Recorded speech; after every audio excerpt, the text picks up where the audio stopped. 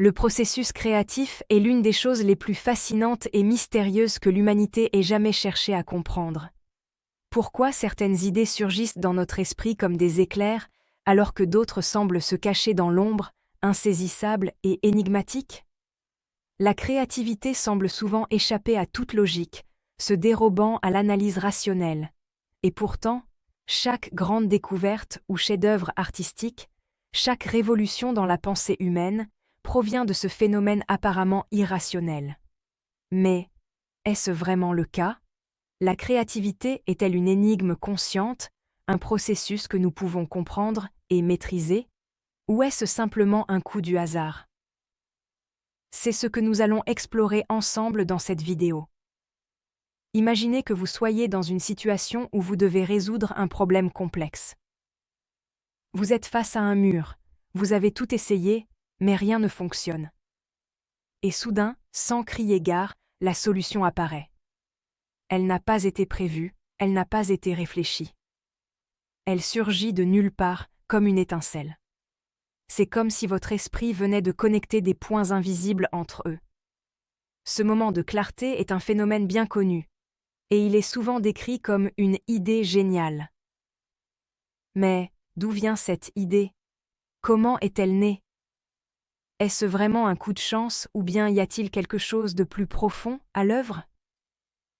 Le processus créatif semble à la fois instinctif et rationnel, délibéré et pourtant mystérieusement spontané. Dans les premiers temps de la réflexion sur la créativité, on pensait souvent qu'elle était l'apanage des génies, des artistes ou des scientifiques brillants. Mais aujourd'hui, nous savons que la créativité est en réalité un phénomène humain universel. Tout le monde, à sa manière, est capable d'actes créatifs. Que ce soit en trouvant une nouvelle manière de résoudre un problème au travail, en inventant un plat dans la cuisine, ou en réinventant des éléments de la mode, chacun d'entre nous participe à ce processus. Mais ce processus, comment se déroule-t-il? Une des premières théories sur la créativité vient de l'ancienne Grèce, où les philosophes pensaient que l'inspiration venait des muses, des divinités qui insufflèrent la créativité dans l'esprit des artistes et des poètes. C'était une manière de concevoir l'idée de l'inspiration comme quelque chose de divin et extérieur à nous, une force mystique qui guidait nos pensées et nos actions.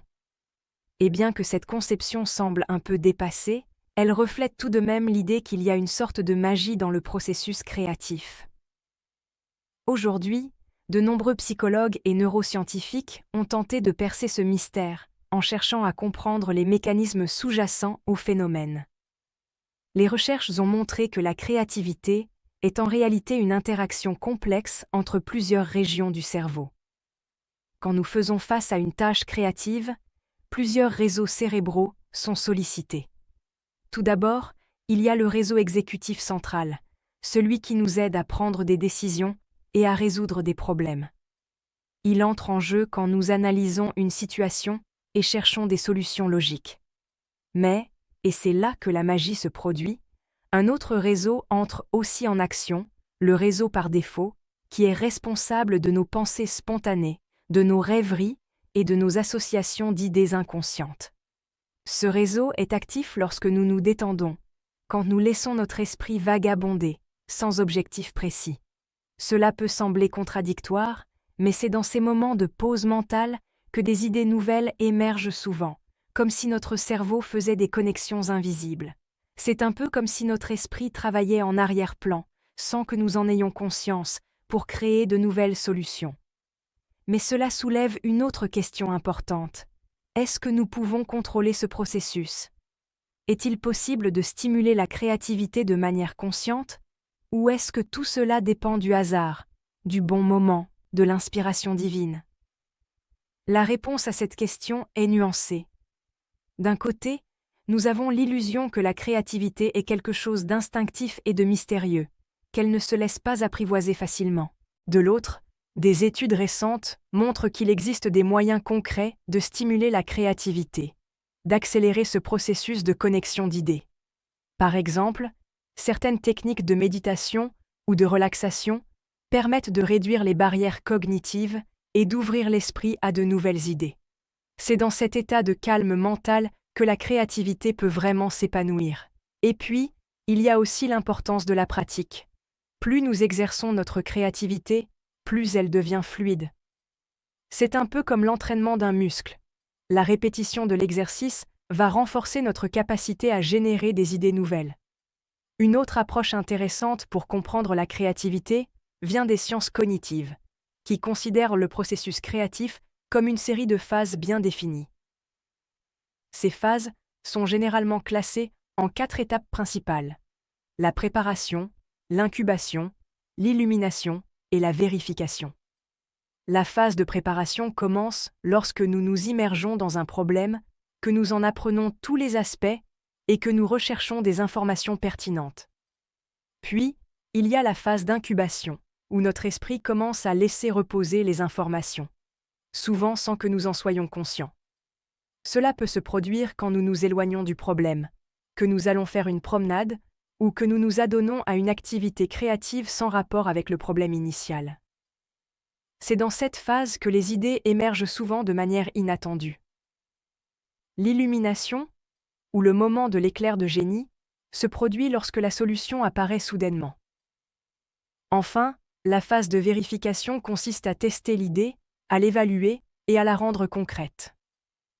Ce modèle en 4 étapes est simple, mais il montre bien que la créativité n'est pas simplement un coup de chance. Elle repose sur des processus cognitifs bien réels, même s'ils ne sont pas toujours faciles à contrôler. La clé est dans l'interaction entre notre effort conscient et nos processus inconscients. C'est ce qui donne cette sensation de magie, cette surprise de voir une solution surgir de nulle part. Mais ce n'est pas tout. Le contexte joue également un rôle crucial dans la créativité. Il ne suffit pas d'être dans un état de relaxation pour être créatif. Il faut aussi un environnement stimulant. Les chercheurs ont montré que les environnements qui favorisent la diversité des idées, l'échange entre les individus et la prise de risque, sont des facteurs qui encouragent la créativité. Travailler en équipe, être exposé à de nouvelles expériences ou simplement changer de cadre peut bouleverser nos schémas de pensée et ouvrir de nouvelles voies. C'est ce que l'on appelle la créativité collective, où l'intelligence collective émerge de l'interaction entre différents individus. Et puis, il y a l'aspect émotionnel. Les émotions peuvent à la fois bloquer et stimuler la créativité. Des études ont révélé que certaines émotions, comme la curiosité ou l'enthousiasme, ont un effet positif sur la créativité, en nous incitant à explorer de nouvelles idées. À l'inverse, des émotions négatives comme l'anxiété ou la frustration peuvent inhiber notre capacité à penser de manière créative. Cela signifie que la gestion de nos émotions joue un rôle central dans notre capacité à créer. Un environnement émotionnel sain et motivant est essentiel pour libérer le potentiel créatif. En fin de compte, comprendre le processus créatif, c'est un peu comme tenter de percer le mystère de l'esprit humain. Nous savons maintenant que la créativité est en réalité un processus complexe, un mélange entre la pensée rationnelle et l'intuition inconsciente, entre la réflexion consciente et les moments d'inspiration subite. Mais il y a aussi un aspect collectif et émotionnel dans la créativité, qui montre à quel point l'environnement, les interactions sociales et les états émotionnels influencent notre capacité à créer. Et même si nous n'avons pas encore découvert tous les secrets de la créativité, une chose est certaine, c'est un processus fascinant, toujours en mouvement, qui continue de surprendre et de déstabiliser. Le processus créatif n'est pas une simple énigme, c'est une énigme consciente. Quand on pense à la créativité, on la voit souvent comme un instant lumineux, une sorte de révélation soudaine. Cependant, les scientifiques s'accordent à dire que cette perception de la créativité, comme une idée qui surgit d'un coup, est seulement une petite partie de l'histoire. Ce que nous vivons comme une idée géniale est en réalité le résultat d'un long processus mental, un enchevêtrement complexe de pensées conscientes et inconscientes, de réflexions rationnelles et d'intuitions floues. Mais qu'est-ce qui fait en sorte que certaines idées émergent alors que d'autres restent prisonnières de notre inconscient? Comment se forment ces éclairs de génie que tout le monde envie, mais que peu savent reproduire. L'une des clés réside dans l'interaction entre les différents types de mémoire dans le cerveau. Nos mémoires à court et à long terme jouent un rôle essentiel dans le processus créatif. La mémoire à court terme, ou mémoire de travail, est celle qui nous permet de maintenir des informations à l'esprit pendant que nous résolvons un problème immédiat. Par contre, la mémoire à long terme stocke toutes les connaissances que nous avons acquises au fil des ans. Ce qui est fascinant, c'est la manière dont ces deux mémoires interagissent. En réalité, la créativité se nourrit de notre capacité à extraire des informations de notre mémoire à long terme et à les recombiner de manière originale. Ce processus de recomposition est ce qui donne naissance à des idées nouvelles. Loin de l'idée d'une simple invention de zéro, la créativité serait davantage un jeu subtil de réagencement de connaissances préexistantes. C'est pour cela que l'apprentissage constant et l'acquisition de nouvelles compétences sont des catalyseurs puissants pour stimuler la créativité. Plus nous accumulons de connaissances, plus nous avons de matériaux avec lesquels jouer. C'est un peu comme un artiste qui, au fur et à mesure de sa carrière, affine ses techniques et ses outils. Plus il connaît de styles et de médiums, plus il est capable d'expérimenter et d'innover.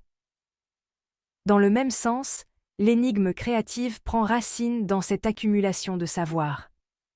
La richesse de notre mémoire et la diversité de nos expériences permettent au cerveau de générer des connexions inattendues, une forme de jeu mental qui ouvre la voie à l'innovation.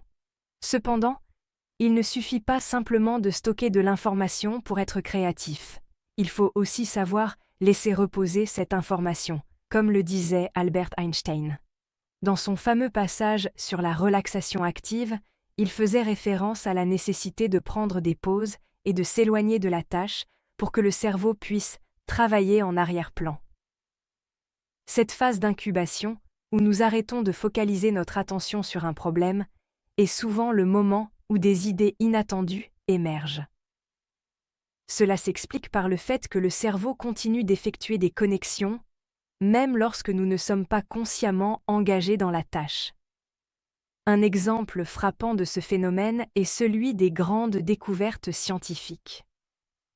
Prenez l'histoire de la découverte de la structure de l'ADN par Watson et Crick, qui a été rendue possible après qu'ils aient pris une pause dans leur travail intense. L'un des moments clés de leur percée fut lorsque Crick se souvint d'une image qu'il avait vue dans un livre, et cela l'a poussé à faire la connexion entre deux idées qui étaient auparavant considérées comme incompatibles. Ce retour à l'inconscient de la pensée leur a permis de voir ce que leur esprit rationnel n'avait pas saisi dans l'immédiat. Cette phase d'incubation semble être une période où l'inconscient, ou ce que l'on appelle la pensée automatique, prend le relais. Mais pourquoi certaines personnes semblent-elles plus capables de laisser reposer leurs pensées que d'autres? Pourquoi certaines personnes trouvent-elles plus facilement des solutions créatives, même dans des situations de grande pression? Cela peut en grande partie être attribué à leur état émotionnel et à leur état de conscience. La capacité à tolérer l'incertitude et à être ouvert à de nouvelles expériences est essentielle pour encourager la créativité. Les personnes plus anxieuses ou rigides dans leurs pensées ont tendance à éviter les zones d'incertitude, limitant ainsi leur potentiel créatif. En revanche, ceux qui sont plus ouverts à l'exploration et à l'expérimentation, à la fois mentalement et émotionnellement, sont souvent capables de voir au-delà des solutions évidentes. La question de la liberté dans le processus créatif est un autre facteur crucial. Lorsqu'on se sent limité par des contraintes strictes ou des attentes précises, la créativité a tendance à se retrouver bloquée. Mais dans un environnement où les règles sont moins rigides et où l'on peut jouer avec les idées sans peur de l'échec, la créativité se déploie plus facilement. C'est d'ailleurs pour cela que beaucoup de projets créatifs, qu'ils soient artistiques ou scientifiques, bénéficient grandement d'un espace libre où l'expérimentation est encouragée. Cela permet aux idées de se développer et de s'assembler de manière organique. Ce phénomène de liberté est amplifié par un autre aspect souvent négligé, la capacité à échouer. l'échec n'est pas simplement une impasse, c'est une étape fondamentale dans le processus créatif. Ce n'est qu'en expérimentant et en échouant à plusieurs reprises que l'on apprend réellement. En fait, chaque échec est une donnée précieuse qui nous apprend ce qui ne fonctionne pas, et ainsi nous pousse à redéfinir notre approche. L'échec, loin d'être un frein, est une occasion d'élargir nos horizons, de bousculer nos certitudes et de voir les choses sous un autre angle. Ce processus de redémarrage après un échec nous pousse à réorganiser nos idées, à penser autrement et à trouver des solutions inédites. Un autre élément clé dans la compréhension de la créativité réside dans la manière dont les cultures et les sociétés influencent ce processus. Il ne fait aucun doute que l'environnement culturel joue un rôle déterminant dans la créativité individuelle. Par exemple, les sociétés qui valorisent l'individualisme et l'expression personnelle tendent à encourager des approches créatives qui privilégient l'innovation et la rupture. D'autres cultures, plus collectivistes, peuvent mettre l'accent sur l'harmonie et l'unité, ce qui peut conduire à une créativité plus subtile, centrée sur l'adaptation et l'amélioration continue plutôt que sur la rupture. Le contexte culturel définit donc non seulement les moyens d'expression créative, mais aussi les types d'idées qui seront valorisées et acceptées. Et n'oublions pas l'aspect technologique. Dans le monde moderne, la technologie a radicalement transformé le processus créatif. Les outils numériques, l'intelligence artificielle et même les réseaux sociaux offrent de nouvelles manières d'explorer des idées, de collaborer et de diffuser des créations. Le développement de technologies comme l'intelligence artificielle offre aux créateurs un partenaire capable de proposer des solutions novatrices, de suggérer des connexions insoupçonnées ou de simuler des scénarios impossibles. Ces outils ne remplacent pas la créativité humaine, mais ils l'amplifient, ouvrant des possibilités infinies. Finalement, comprendre le processus créatif, c'est accepter qu'il soit à la fois un art et une science, un mélange de raisonnement logique et de liberté intuitive, d'efforts intenses et de lâcher prise. Loin d'être une énigme inaccessible, la créativité est un processus que nous pouvons non seulement explorer, mais aussi nourrir et développer de manière active. Grâce aux recherches sur le cerveau, aux études sur l'apprentissage et à la compréhension des dynamiques sociales et culturelles, nous savons aujourd'hui que la créativité est un phénomène complexe, mais qu'il existe des clés pour en comprendre les mécanismes. Et peut-être, avec ces clés en main, nous pourrons un jour lever complètement le voile sur ce mystère fascinant.